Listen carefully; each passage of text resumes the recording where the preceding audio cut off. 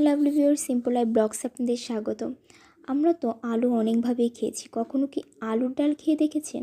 এটা সত্যি অসাধারণ একটা মজাদার খাবার, আলু দিয়ে ডাল রান্না করা। তো আজকে আমি আলু দিয়ে ডাল রান্না করছি। এই আলুগুলো হচ্ছে ফার্স্টে আমি সেদ্ধ করে নিলাম, এবার হচ্ছে ভালো করে ম্যাশ করে নিব। আলুগুলো যত ভালোভাবে ম্যাশ করবেন ডালটা ঠিক ততটাই টেস্টি হবে। ফার্স্টে আমি আলুগুলো ভালোভাবে ম্যাশ করে নিলাম, এবার পরিমাণ মতো পানি দিয়ে দিচ্ছি। আলুর পরিমাণটা একটু বেশি দিবেন, পানির পরিমাণটা কম দিবেন, তাহলে ডালটা খুবই টেস্টি হবে। এবার হচ্ছে আমি সাধারণ ডালের মতনই রান্না করব। এখানে হচ্ছে যে আমি কাঁচামরিচ দিয়ে দিলাম, তারপর হচ্ছে এখানে আমি পরিমাণ মতো হলুদের গুঁড়া অ্যাড করে দিচ্ছি, হলুদের গুঁড়া দিয়ে দিলাম। এখানে হচ্ছে আমি একটু হালকা আগে তেলও ইউজ করেছি, তেলটা হচ্ছে যে ডালের টেস্টটা ভালো আনে।